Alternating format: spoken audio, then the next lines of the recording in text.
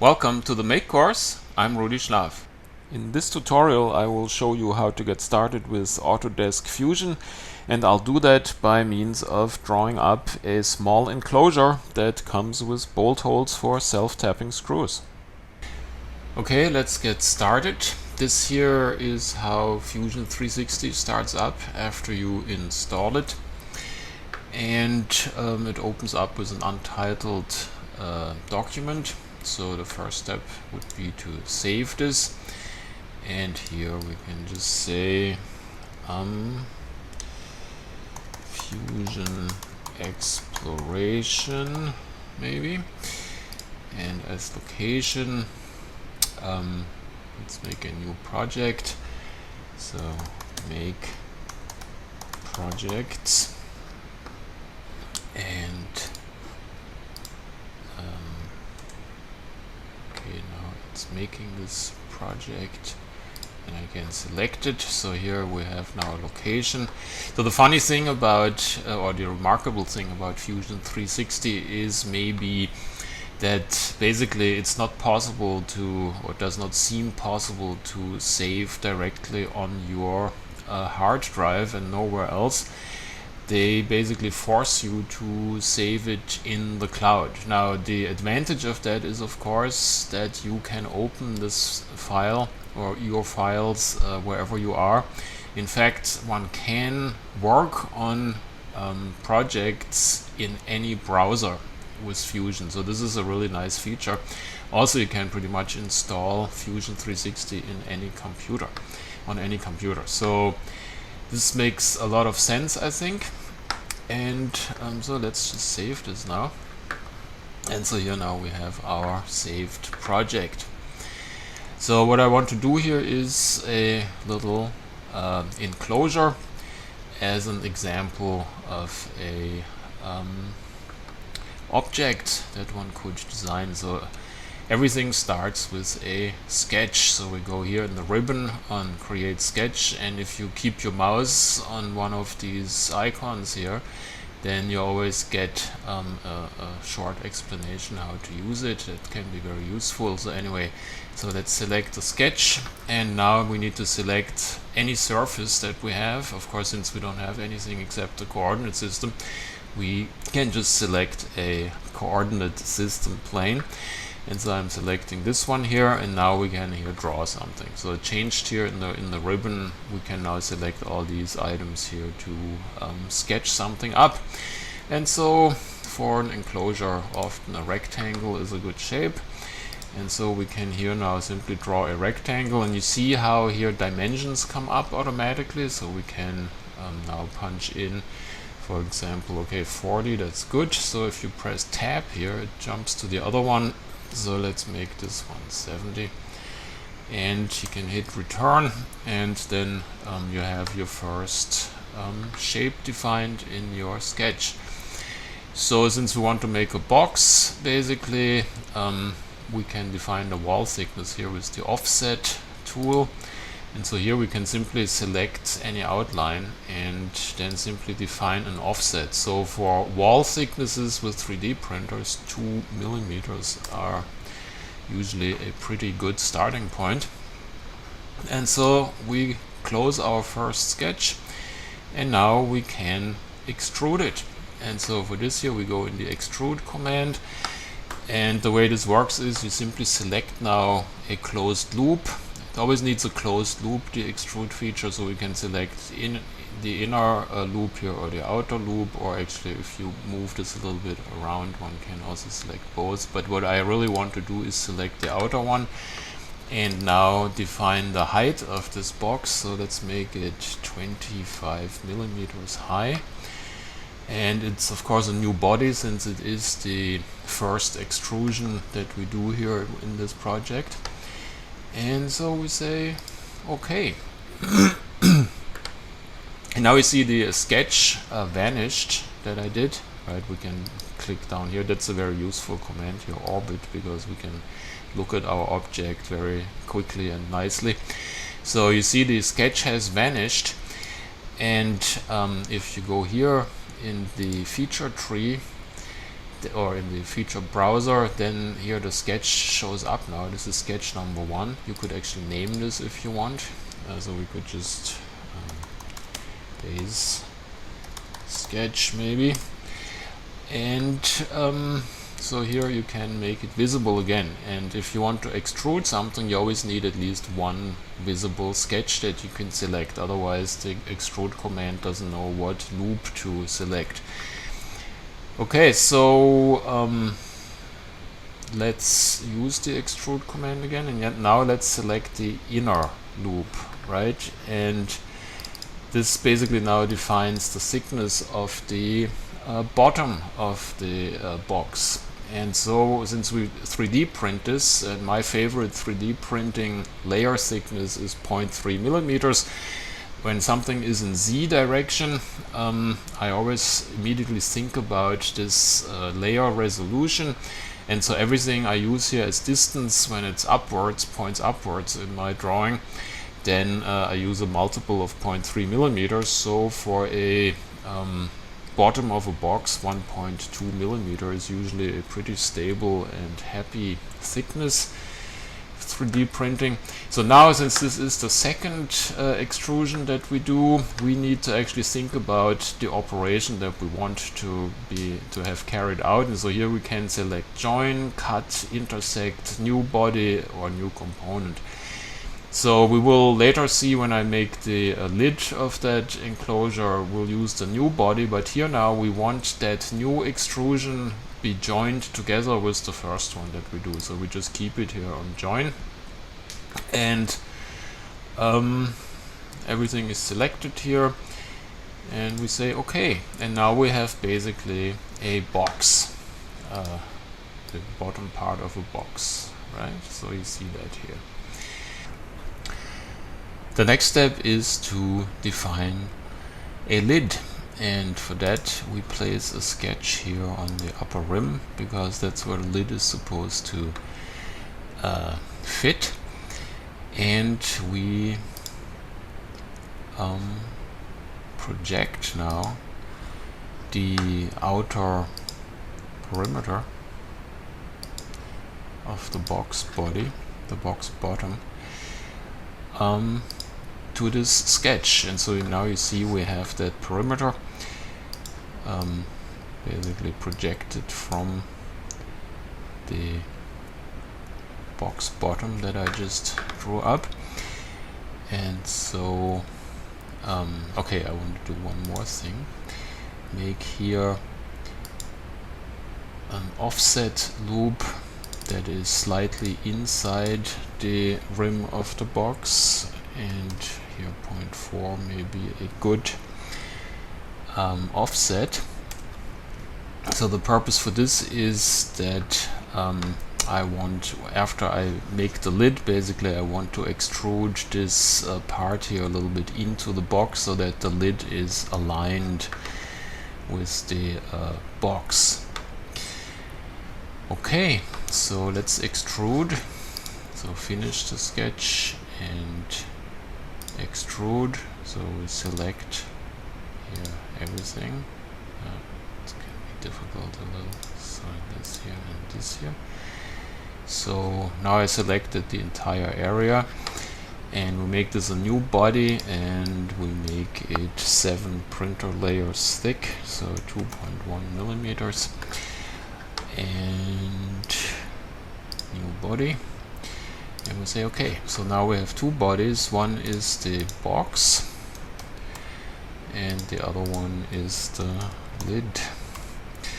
So let's turn the box off and turn the sketch for the lid on, and the base sketch we don't need right now. And so now let's extrude that inner part. And so here let's select it, and you see now the arrow points up, so we need to tell it here to go in the other direction. So let's make this minus, you know, the arrow turned around, minus 4 layers, let's say, so 1.2 millimeters. And we join it now to that lid, and we say OK. And so now you see we have a lid here with this extrusion that fits inside the box with a little gap here around it. So let's turn the box on and examine this a little further. So now we can actually turn off that lid sketch. And so let's inspect. So a very good, very important inspection tool here is the section analysis. So here you can basically select any plane or surface and then use this arrow that comes up and cut into your model with this. And so we can just say OK, and you see here now under analysis the section 1 has come up, so you can turn this on and off. And so this is a very useful tool if you want to see what's going on inside your object. And I wanted to inspect if this gap here looks good and show you what we did here. So basically we have this gap, and so this gap here basically exists to accommodate for printing imperfections that make the sidewalls a little bit rough. And so when you draw this up here in Fusion, it looks all very perfect, but after you print it, you see that this comes out a little wiggly and rough, and so this is why we need to design a gap here. And my experience just tells me that for normal filament consumer level 3D printers, a gap of 0.4 all around such objects that fit inside each other is a pretty good starting point. This needs to be optimized for each printer to get the fit that you might want. Okay, so now we have a box and a lid, and now we need to create something that we can bolt these two together, right? This is supposed to be an enclosure, and inside there could be a circuit board and a battery or something like that. So how can we do this now? Bolt these two together. So we need to create some kind of area where a bolt can, some kind of volume where a bolt can go through the lid into the bottom part, the box. And so for this we can make a sketch here, for example, on the bottom of the box. And so let's have a look inside here, and basically let's see if this works. Yeah, I can grab the corner. So let's just define here in my experience let's say 8 by, well, maybe a little big, so let's make it 5 by, and the tab always tab button gets you to the other entry field, so let's make this 5 by 5 and press return. And so now we have here a feature that we can extrude to create some volume into which we can put a bolt. But before, we need to turn this off here, this section, and remove the lid, so that we can make one on the other side too. So let's put this one, the other one, into this corner here. I'm just using the wheel on my mouse here to scroll in and out. It's actually really good to get a mouse that has a wheel, or an Apple Magic mouse that you can just do the wheel action with your finger on top of it. But anyway, so let's make here a similar or equal rectangle. So here also I want 5 by 5. Oh, and so we are a little bit off, so now I can actually show you here how to use a constraint. So we'll use the coincident constraint, and we say that this corner needs to coincide with this one, and you see now how it nailed it in place here. So this is a very awesome way to make things match up. So now we have these two squares down here, and so now we can extrude them. So first we need to finish the sketch, and now of course we want to extrude them up to the lid, but not quite up there, because also the printing imperfections, it's good to put a lid there. So we want to basically turn on the lid and the box off so we can see what we're doing.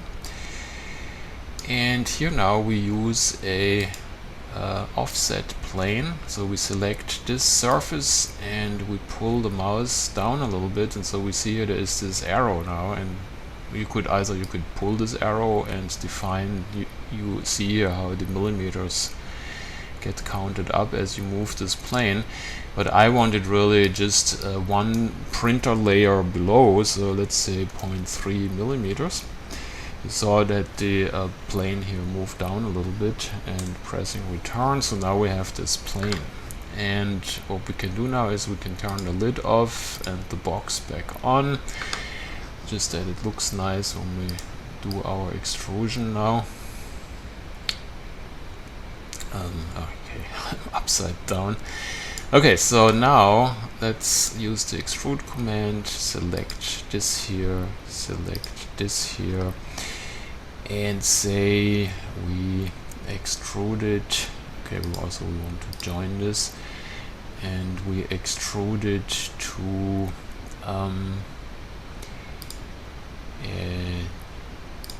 to this plane. And so yeah, we can just select it here. We could have also selected here, of course, grabbed it there. So now you see that the extrude command extrudes to that plane, right?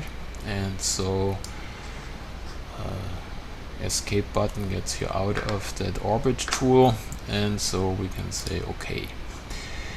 And now when we put the lid on and we use our inspection tool, section analysis, we can grab this here, this surface, and we can now go in here a little bit and examine.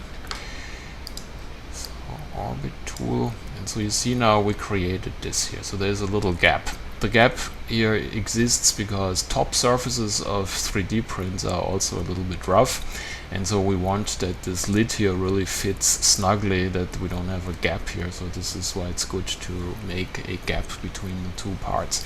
And of course here in the back we have that very similarly, right? Oh, it gets a little bit difficult here to show this.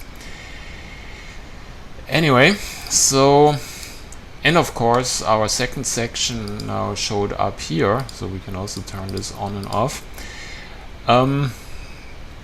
I'm gonna delete this for now because I only wanted to check real quick that we didn't mess up. And now the final point is to put some bolts into this, so we can bolt this lid to the box bottom. And so we can turn off the plane. It's always good to turn off things that you don't need,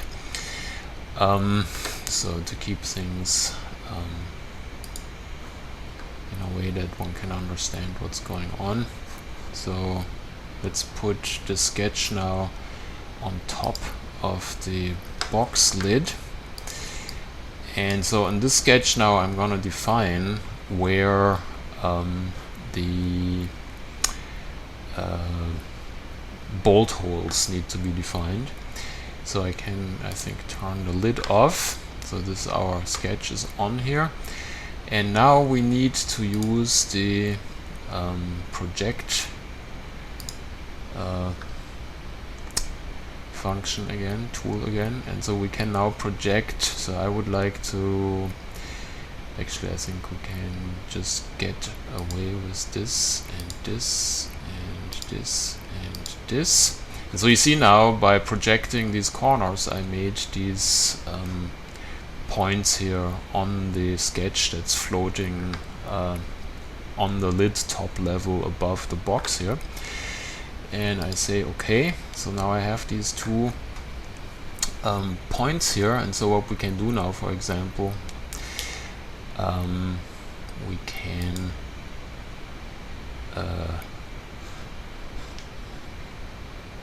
put a line between the two, and here another line so these two lines now we make construction lines. Let's see here, construction line. So you see now it's dotted, so it couldn't be part of a extrusion anymore. So it's good lines that you only use to design something, to make them construction lines, to distinguish them from lines that actually could lead to a full loop that could be extruded. Okay, so now we have this here, and so now it's maybe good to align this now finally, that we can look at it from the top. So you saw here with this look at tool, we can turn the object flat on the screen by selecting just any plane, and it will turn it there, and so you can look at it. So now we have this line here, and so now we want to create a point on the line, and here another one. So these points now will be used for placing the screw holes, and I'm gonna now simply ballpark this, so we can here now put a dimension to this distance, and I want to have the bolt hole about here, you know, so that it's sort of in the center of this entire area. And I'm just gonna make this maybe 4 millimeters. Let's see. Yeah, so this looks pretty sharp, and we do the same here. Bang. Also, and so I want this mirrored, because if I would have to change this here, I would want to change this also, because it's an identical feature, just mirrored. So we can simply click on this dimension, and you see here it copied it now. So this D19 is basically the name of this dimension, and if I would change this here now, this here would change automatically. So this is a nice way to make sure that these kind of things update properly. So return, and you see here now it's in the same mirrored location, this point. So we can finish the sketch, and let's turn this here a little bit and turn the lid back on, and now it's time to use the hole tool. And so we can select now this point and this point, and we have these really big holes that are defined. So I want to have a hole with a countersink, because we have these nice bolts in the course kits with countersinks, and we'll have a simple hole, and we like to have a drill point, because bolts are typically pointed. And so the length of the bolt, I think we have 16 millimeter bolts, so I make this 17, so it's a little longer. And of course this is outrageously too big. We have M3 bolts, so I think they have a 6.5 millimeter diameter on top. Oh, got confused a little bit. So 6.5, so now you see this got much more suitable. This is always 90 degrees in flathead screws, so we leave that, and this here is not important. And the width for an M3, if it needs to sit loose, like in the lid here, we want it about 3.7 millimeters, because 3D printers typically, if you define a 3.7 millimeter hole here, the 3D printer will print it about 3.2 millimeters if you have a 0.3 millimeter layer thickness. So this is my estimate here. So okay, so this diameter should be only in the lid, because there I want the bolt to go through smoothly, right, without cutting into it. So we need to select your objects to cut, just the lid, and we say OK. And so if we look now here with the section analysis, what we created now, so I'm gonna save this for now, and what we created here is now basically only the bolt shape in the lid. So now we need to put the bolt shape here into the bottom. this will be for self-tapping screws. So this here, the hole in the bottom part here, this needs to be more narrow, because there we want the threads of the bolts to actually cut into the plastic.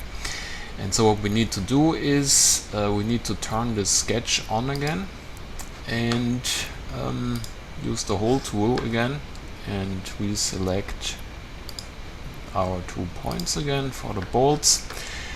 And now we make this here, my experience is that 2.8 works very well. And we say here, only cut it into the box, and it seems it understood already that we want to cut only into the box body, because there is nothing to cut into here, because the hole is bigger. So let's do that. And so now you see here we have a really nice setup for a self-tapping screw, right? Self-tapping screws, you always want to make the part that is bolted to another part, the hole needs to be bigger, so that the bolt sits loosely in it, or just snugly. And in the part the bolt cuts into, you need to make a smaller hole. Okay, and this pretty much concludes the basic enclosure design here. Now for 3D printing, you need to think about a few things before we export these parts. Or what I'm doing here, I wanted to turn these both off, and also let's turn off the sketch. And actually now I'm kind of thinking, yeah, I think this is pretty good. Okay, so the final step is, if you print something, right, we need to print these two parts here separately, right? And so if you turn the lid off, so this is the bottom part of this box, so we will of course put this surface on the printer bed, because that's how a shape like this needs to be printed, right, straight up. And for that, it's good to put a fillet around the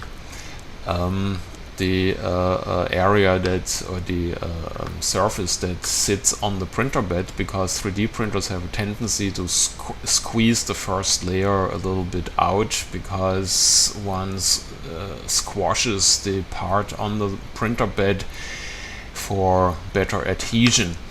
And so for that, it's good to put here a fillet on there. And so we need to select here now the perimeter, and we need to specify here a radius of that fillet. And so typically 1 millimeter is actually a pretty good one. Sometimes a little less, but 1 millimeter usually leads to a pretty nice corner down here where it's in contact with the printer bed. And so we say okay, and the same we need to do for the lid. So let's turn the lid on and the box off. And here, of course, we will print this in this orientation, right? Because we couldn't print this overhang here if this here would be on the printer plate. Ouch, and I see we have made a little mistake here. Okay, so it's time to take corrective action. And remember, these bolt holes were defined by sketch 4. So we can actually name this here for clarity. Bolt position. And we can turn this sketch on, and we can move this around so we see what's going on. And actually we don't even have to turn it on, we simply need to double click it so we can work on it. Wait, what happened? Okay, so we can actually look at here and then scroll out. So basically we need to go, obviously we need to go further away from the corners here. So we can now make this here 5 millimeters, let's say. Let's see how that comes out. And so you see over here it also updated it automatically. Oh, this was actually the wrong direction. We should make this 3 millimeters. Let's see what that does. And we say finish sketch. And now you see that these holes have been simply moved, and now we don't have this ugly cut out here, cut through anymore. So this here has a chance to print reasonably well. Okay, let's focus on the printer bed aspect. So now we need to put the fillet around this edge. And so we select this, this, and this, and this. And again, we select here 1 millimeter. And we OK it. And so now basically we have, I think, a complete design. But wait, we need to check, of course, if the bolt holes are still okay in the box bottom. And so we see here now actually this is a little bit too close, right? Because there will be some pressure on this plastic when the bolt goes in. And so this here seems not very stable. So what we need to do now is make these plastic volumes a little bit bigger, and for that we try to remember which, I think it was this sketch exactly, yeah. So let's go into this sketch and we make simply these here bigger. So let's make this 7 millimeters and 7 millimeters, bang. And this here, we simply copy this dimension in, and here we copy this dimension in, and here we copy this dimension in. And so this is now bigger. But unfortunately the bolt holes of course moved along, so I have to go into the bolt positions sketch again. So, and go back here to 5 millimeters maybe. Let's see how that looks like. Okay, so now we have perhaps something that is useful. So let's look at the lid again from the bottom to make sure that that is okay. So you see, engineering can be a little bit an iterative process, and one needs to simply go about it with a certain amount of patience. So here now we can turn everything on again.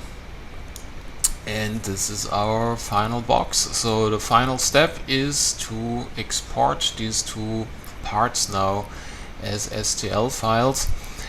And the rule for STL file export is that basically what you can see on the screen will be exported into the file. And so since we want to print these two parts independently, we need to first turn the lid off, so we have the box on the screen, and we go here into File and Export and STL, and here we call that the box, and we say Export, and then we do the lid, and exactly the same. So this comes up with this window and reports here about the job progress. I did it already once before, that's why we have something here on the list.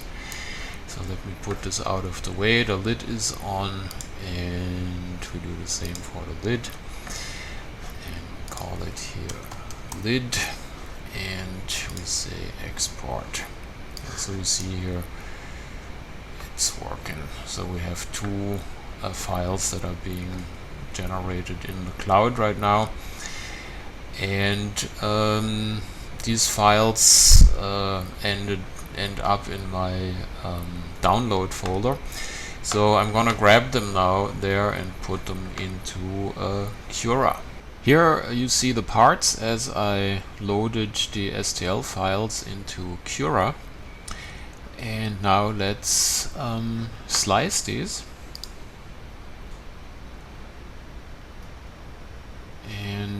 So when we click on preview, we can now here use this slider and see each of the print layers.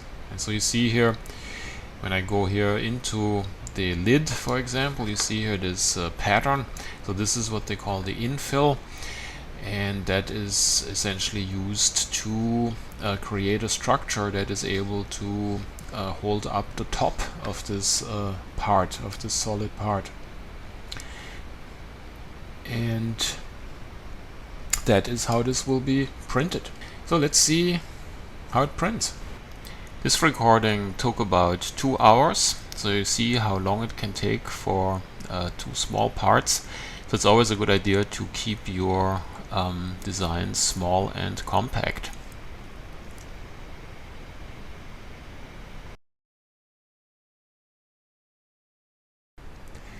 So here you see the parts as they came out of the printer. When you look here at the box, the bottom here is nicely defined, so that's a result of putting that 1mm fillet around.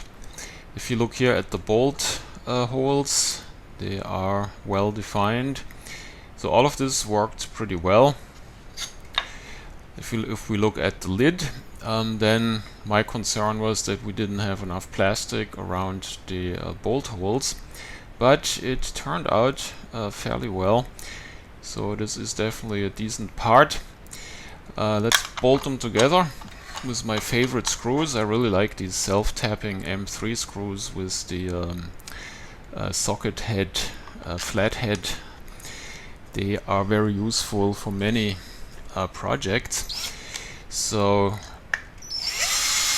also what's really good is that one can use one of these electric screwdrivers very well, because with these hex sockets it's very unlikely that you lose contact while you drill them in. So this looks pretty good, but if you look here at the bolt heads, then I have to point out that they are a little bit above the plastic. So this means I should have defined the diameter of the flathead head a little larger in the hole feature in Fusion. But overall, a pretty decent result for a first cut at a body or at a object, but also a testament to the fact that the first print is usually not the one that is used. Now you know how to do a few basic things with Autodesk Fusion. Thanks for watching. I hope you enjoyed it.